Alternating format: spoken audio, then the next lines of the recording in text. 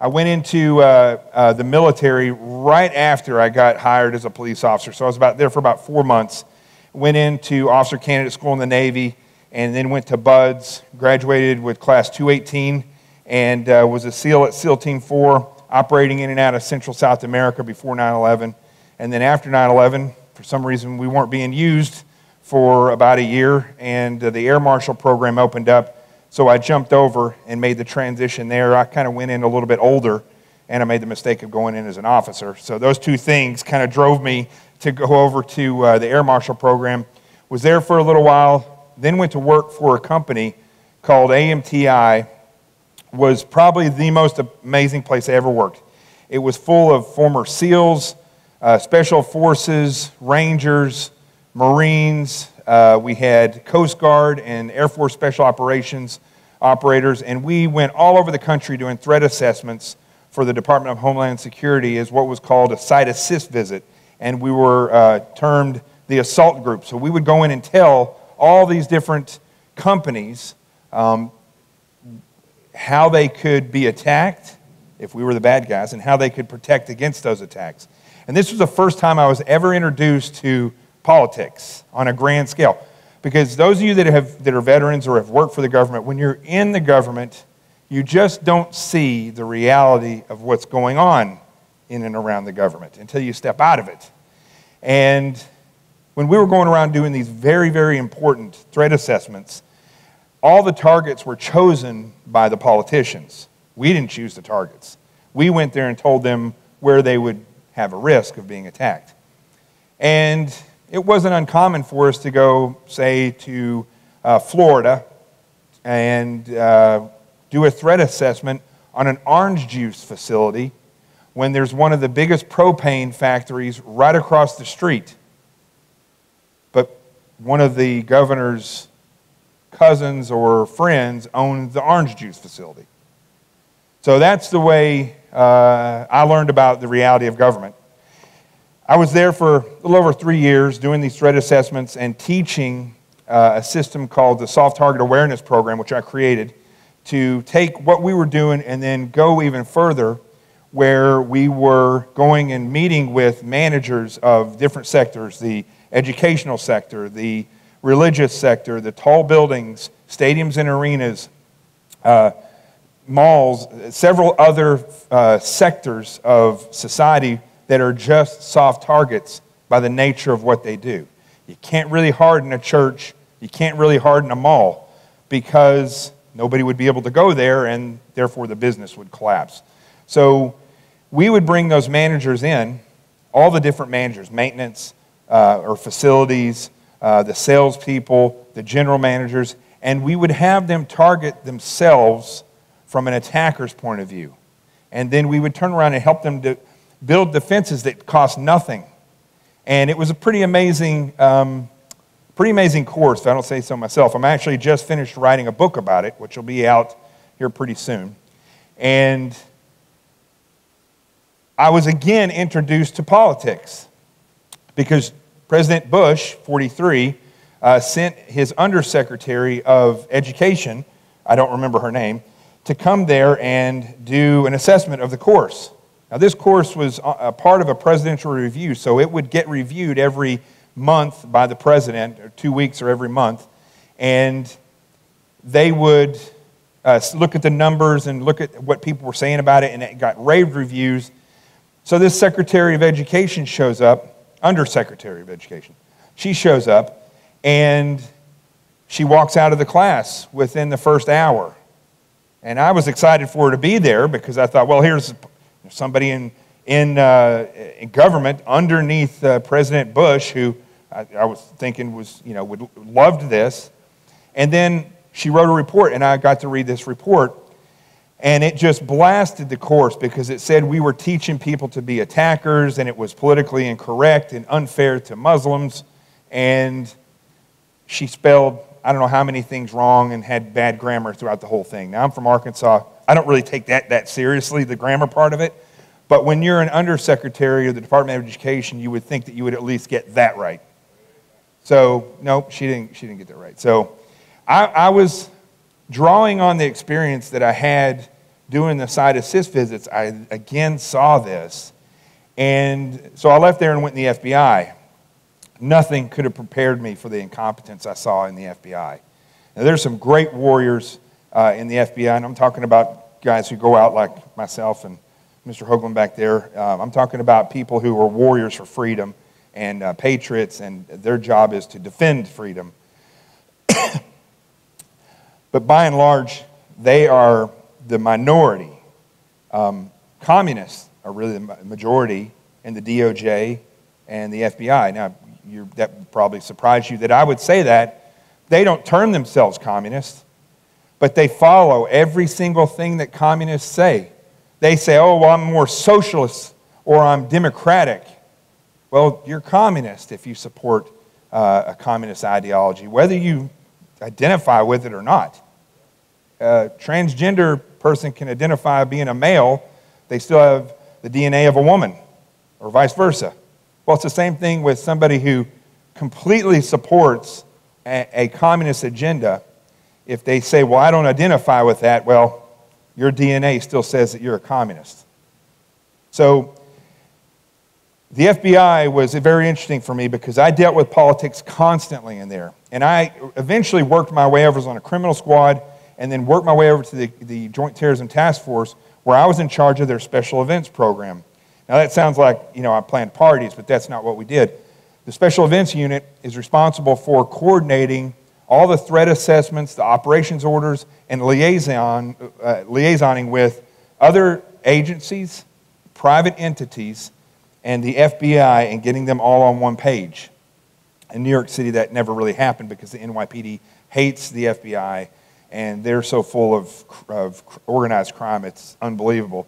And the FBI is so full of incompetence and this socialistic view of America that they didn't ever try to bump up against the NYPD.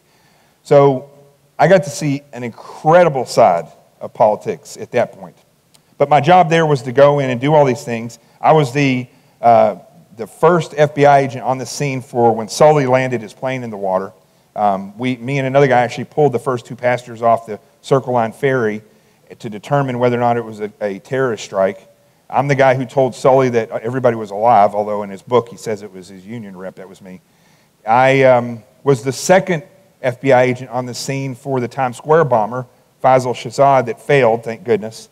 And so I've been around all these different things. I coordinated the security from the FBI standpoint and liaison with the NYPD for Times Square for New Year's in 2010.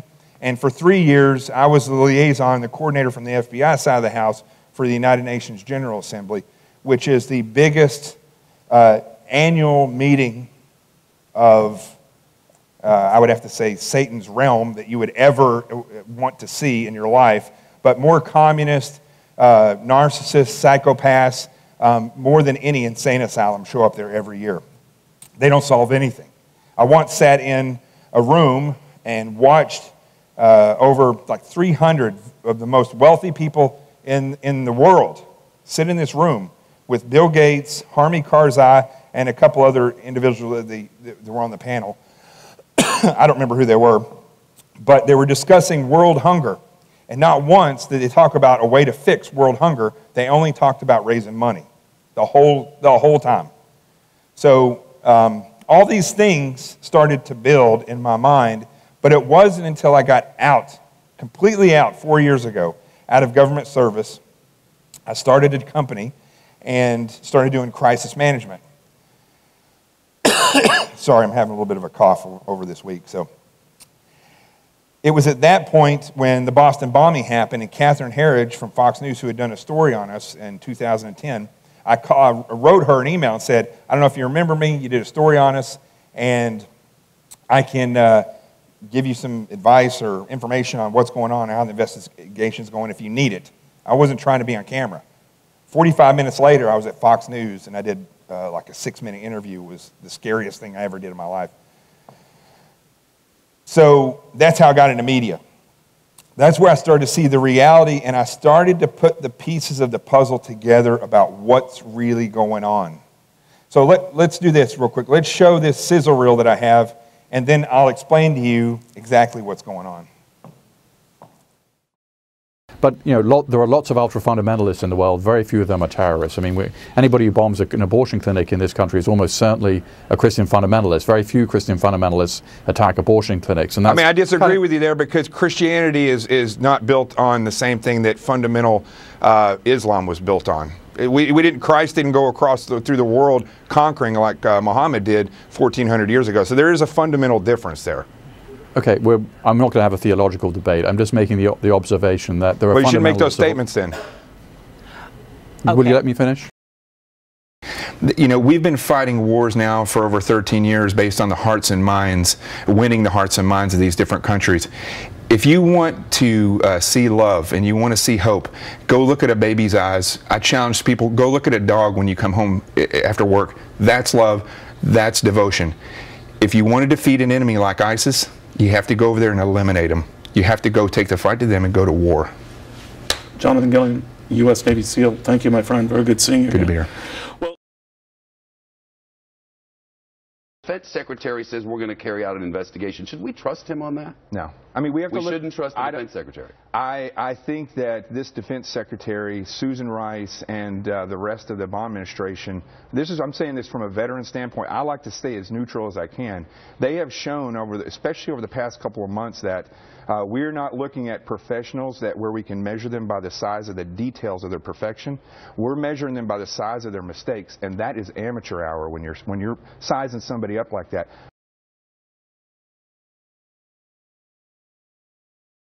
Stop playing, boo. Stop playing. So here's the problem. You're an entertainer. I'm not. Okay? So what you're doing right now is you're ramping this conversation up and throwing stuff into it that I'm not making that point. We are one country, and we fought for this. People are dying for this every day, for the freedom for us to be Americans. I look at you as an American. I don't look at you as a black person. So why should you be pushing your color of your skin on me and expect me to be okay with that? Okay, so what goes through the mind of a police officer during those tense situations? What kind of training do they get?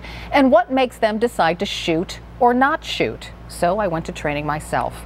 The scenario I'm about to show you was designed by former Navy SEAL, FBI Special Agent, and CNN analyst Jonathan Gilliam.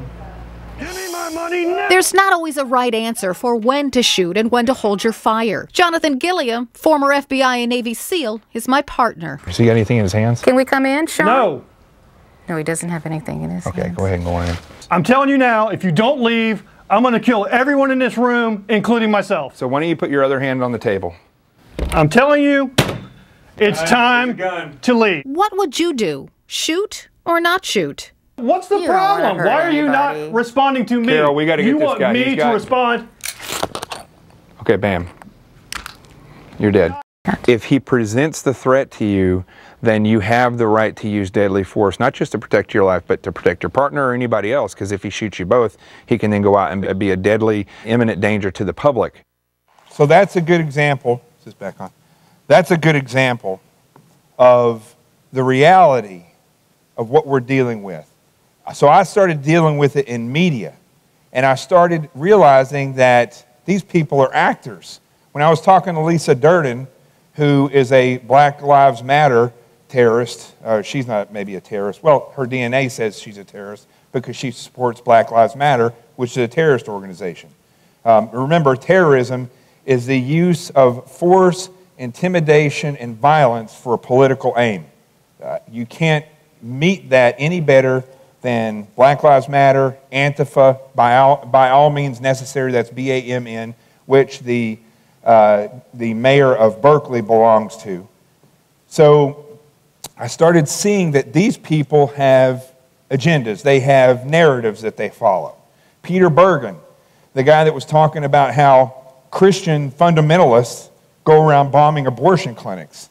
He obviously has no clue about the reality of what a fundamental Christian is and the fact that Jesus said, love your neighbor and turn your other cheek, versus Muhammad, who said, go out and kill infidels and lay them out in front of everybody to see. So there's a big difference there in the way the two religions are fundamentally. But those are people that are celebrated by the left. Now, I've spoken to liberals who were bothered by the fact that I called liberals leftist. And I do know liberals that, believe it or not, are effective thinkers. I often use this term or this story about the difference between conservatives and liberals. You know, I don't even like to use this, you know, where they say, I'm just a little to the left or a little to the right. That is actually something that you've been trained and indoctrinated to believe, that you have to be this left or right. The reality is, to change these light bulbs in here, you can either get a ladder, or for some of these lights, you can get a long stick that has a suction cup on it. So a liberal may say, well, we need to get a ladder because it's safer and because the standards of the law say that we should probably do these with a ladder, but you can't go above this rung, and they're very emotional about the whole thing. Whereas, a conservative person may say, well, let's just get the stick that has a suction cup on it. If we need the ladder later, we'll get it, but let's just do this for speed's sake. And then they get into a big debate about that. Both solutions are effective, but neither person shows up to do the job and say, listen, I don't care if we use a ladder or a stick. Which one's closest? Let's go get that one and use it. But people don't do that.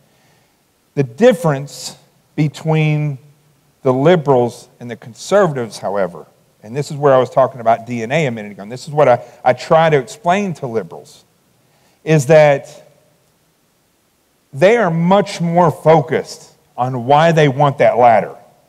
And they're much more unified in how they're going to get and use that ladder. The conservatives will end up taking that stick apart and beating each other up with it, or throwing insults at each other while they try to decide who's going to use the stick or who's better qualified. Or this person may say, well, this guy, he knows how to use the stick to get the light bulb out, but he's not tall enough, so he's not going to be able to reach it. And then somebody will turn around and say, well, you're a fool for calling that guy too short. And then the conservatives get in a big fight. There's no unification.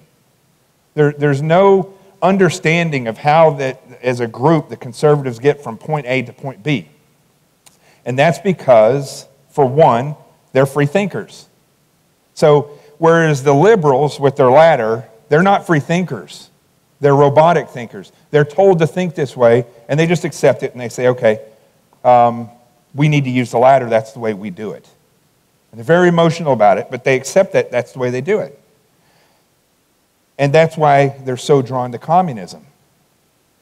Whereas the conservatives, in their free thinking, well, it's no different than when we were in the SEAL teams and you would get a group of guys who were the most highly trained men in the world to fight together. That's why it's called the teams. But yet you'd say, hey, I need 5 of you guys to go out back and build a pallet so we can put it on the C-130. That's where we have these big metal pallets that the plane that we load on there, we put all our gear on it.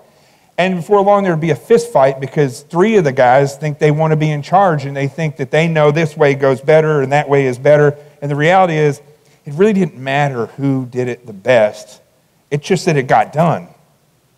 And that's the problem that we have with free thinkers, is that they cannot sit down together and say, what do we need to get done and what is the best, most efficient way we can get it? That's all. They don't even do that. This meeting should be packed. I know it's raining tonight, but any meeting, any time that conservatives have an opportunity to sit and talk together, it should just be packed. They should be flowing to these things. Because if you look at what's happening on the other side, they are and have been carefully studying. While conservatives have been out working hard, not protesting because they don't really have the time. They're making the most of their freedom. Raising families, having morals and ethics, and enjoying their freedom, and unfortunately being comfortable in their freedom. The liberals, or the people that are associated more with the communist side, they are out organizing, meeting, getting to know each other, developing tactics, going over tactics that have been taught to them since the 60s. And on top of that, they have another side operation going on, which is called Islam. And the Red-Green Alliance, which is fundamental Islam. It's not radical. It doesn't matter what anybody tells you. It's not radical. It's fundamental. What's radical in Islam is a true peaceful Muslim that does not want to do any jihad and wants to assimilate with another country. That's radical. That's not what's taught in the Quran or the Hadith or any of their stories.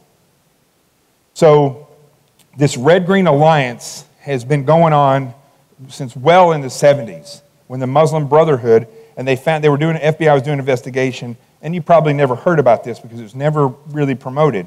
They found a bunch of papers, and this led straight into the blind sheikhs case, where the Muslim Brotherhood was directly communicating with the Communist Party of the United States, which I can't even understand why that's legal.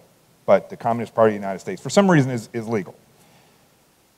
But if you go back and you look at Hitler, for instance, one of Hitler's SS troops was led by the guy that was head of the Palestinians at that point. I mean, they latched themselves on to anything that is anti-Western. And the Red-Green Alliance, which is the Islamic and the communist, the Islamic is the green, the communist is the red.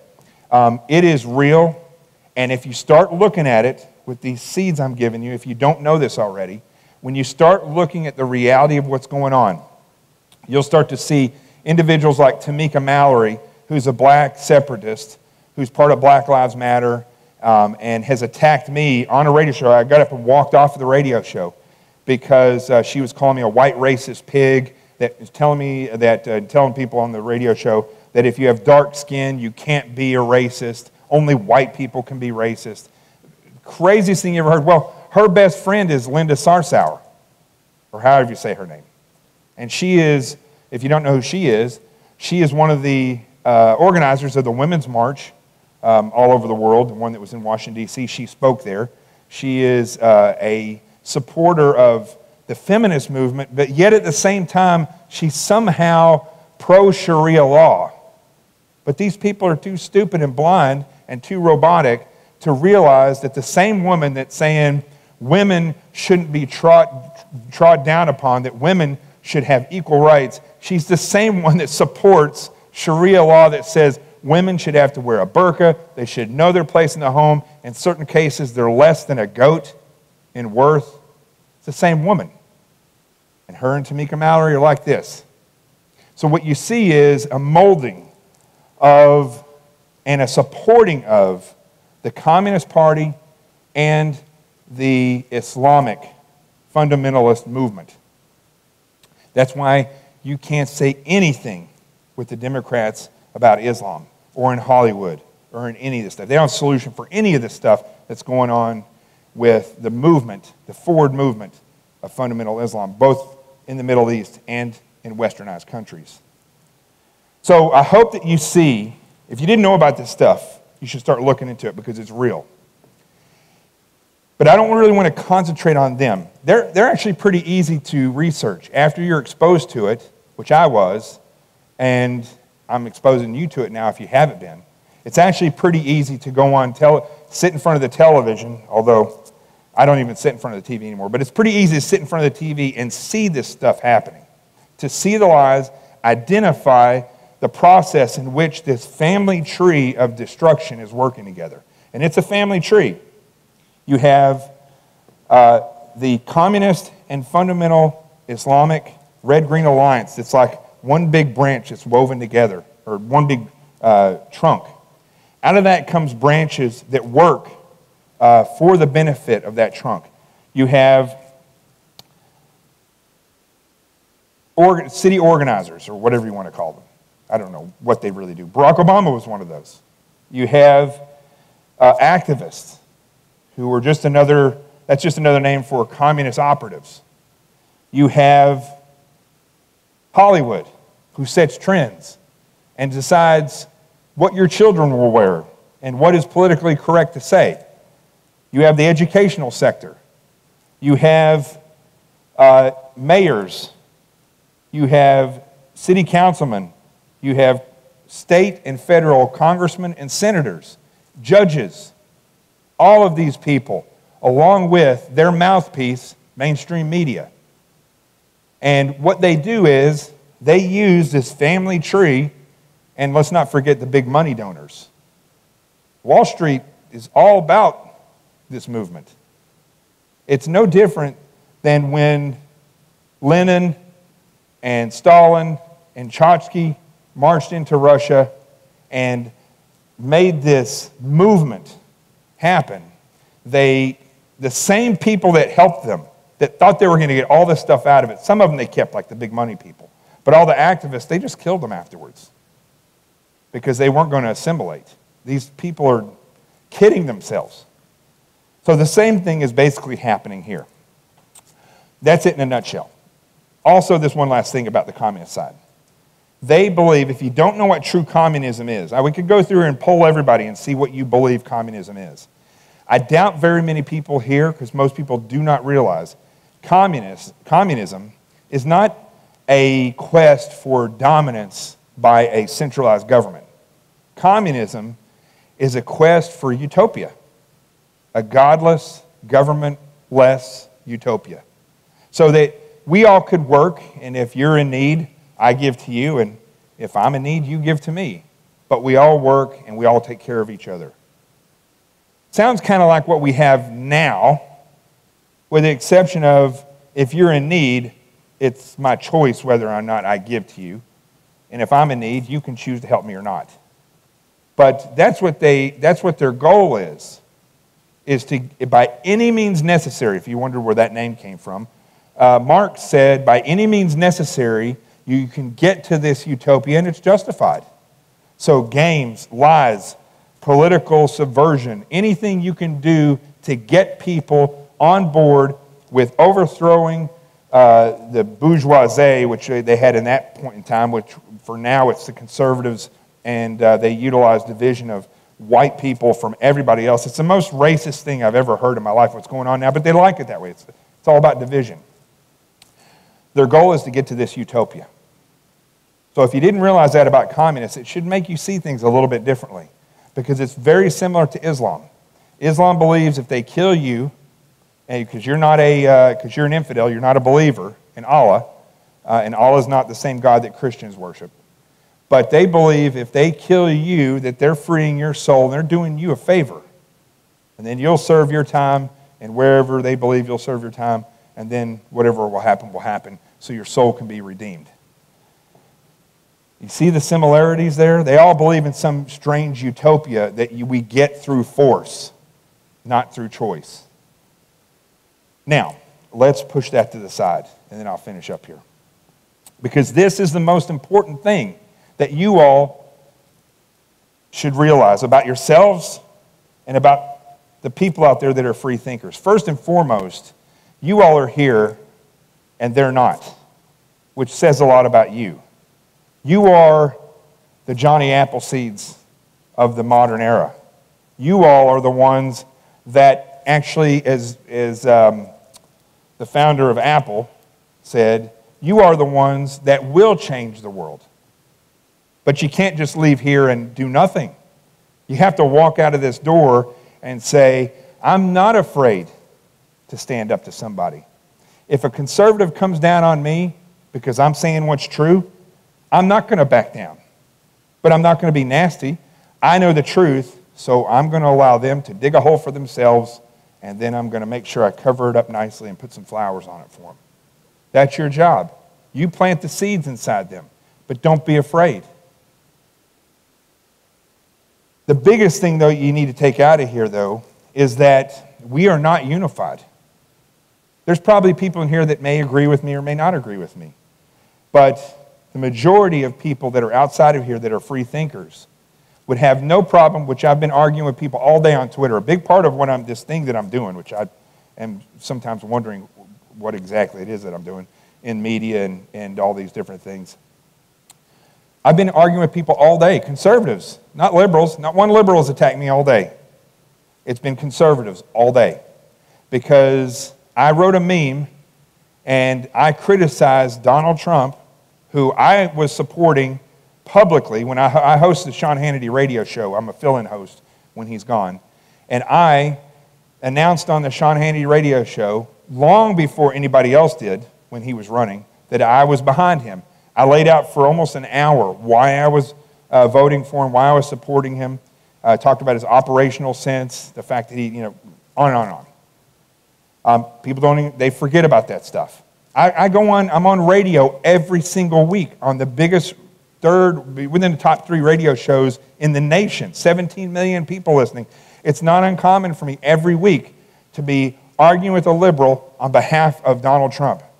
I write one meme because I don't agree with the fact that he utilizes his daughter and his son-in-law in a position that we did not vote for, and in a position where not him, not them, but in 4 years or 8 years, a nefarious, power-hungry politician could utilize the same nepotism to undermine us, hide their power, and hide the movements that they're doing with people that have no problem doing whatever their father or mother wants. And so that's where I'm railing against this. So I've been dealing all day with nasty attacks from people who watch my show on a regular basis that you would think and support me daily when I'm saying what they want. But when I bring up something that they don't agree with, down comes the hammer and the gloves come off. I'm unfriending you. You're an F-bomb this, or you're that, and profanity here and slaying there. That's the problem with this country.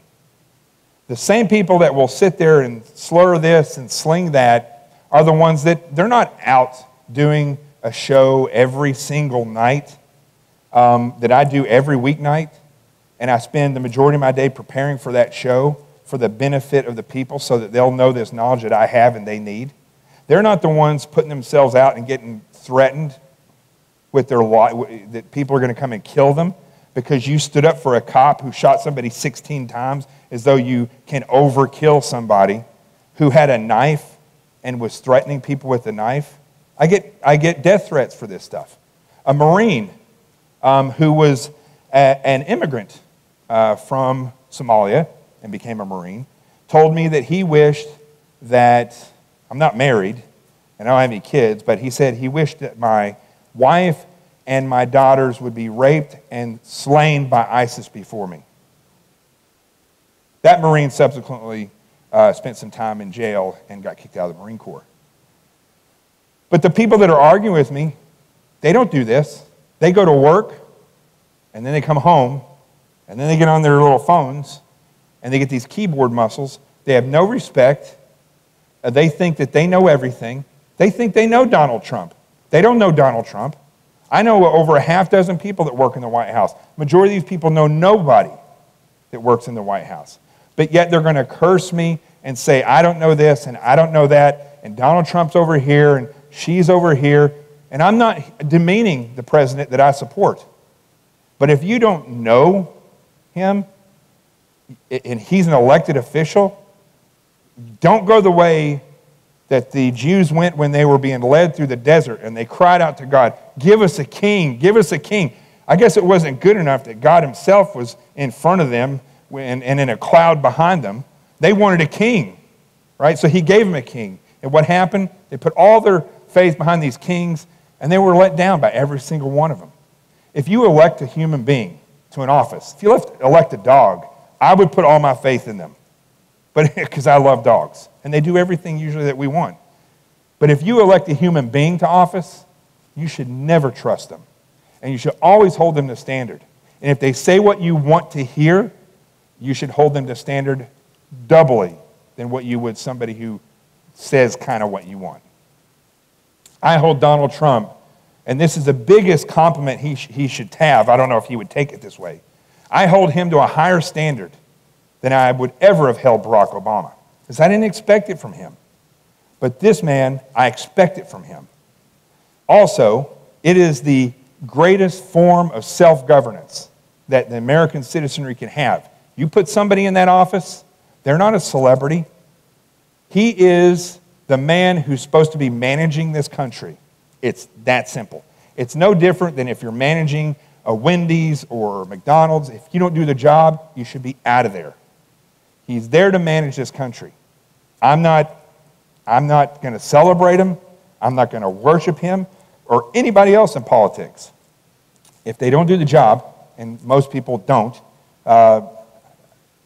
Their senators have been in office for 30 years, and our country is in the worst position it's ever been in.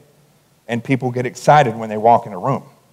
They should be walking into a room like, it should be about that loud, because they're like, I hope I don't get pummeled, because they're all failures. The point of this whole rambling, first, it's part of me venting because I'm angry because of this, but the reality is you all should not act that way. And when you talk to other people, you shouldn't act that way either. And if you can educate other conservatives that they shouldn't act that way either, that's probably one of the greatest seeds we can plant in anybody, is that you want to have you want to continue to have freedom, you want to have a great country. First thing you got to do is you got to be able to talk. You got to be able to have dialogue. You may disagree, but ultimately you should be able to sit down and say, yeah, you want this and I want this, but we both want that. How do we get to that?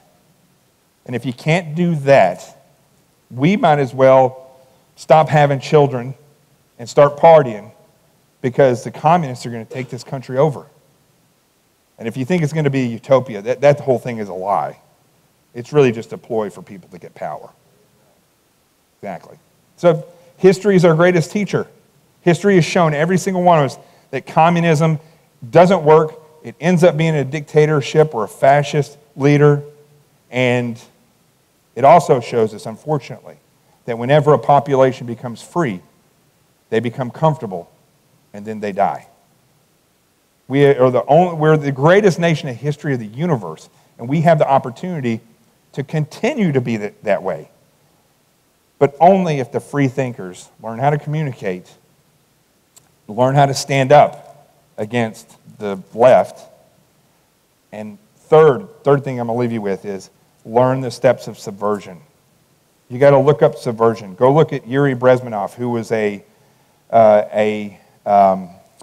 under the Reagan administration, he defected from the USSR.